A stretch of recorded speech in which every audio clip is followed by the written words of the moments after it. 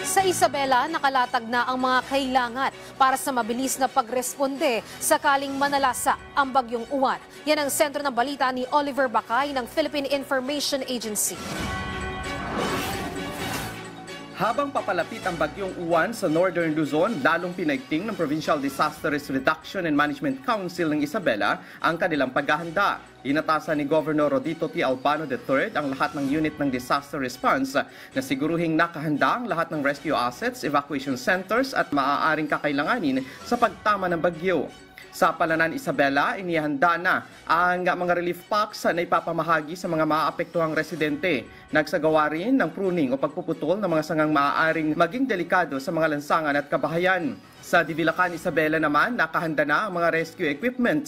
Nagtulong-tulong din ang mga mangingisda at residente sa paghila at pag-ahon ng mga bangkang pangisda. Kinumpirma naman ng Provincial Social Welfare and Development Office ng Isabela na may 4,903 family food packs ang nakaimbak sa provincial warehouse at may 32,357 family food packs na nakapreposisyon naman sa iba't ibang mga bayan at lungsod sa Isabela mula sa DSWD.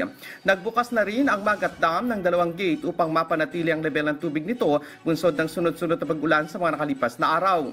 So naging 3 meters na po yung aming opening, 2 gates na siya. Sa ngayon, patuloy ang paghahanda ng mga mamamayan at lokal na pamalaan bago pa man tatama sa kalupaan ang bagyong Uwan.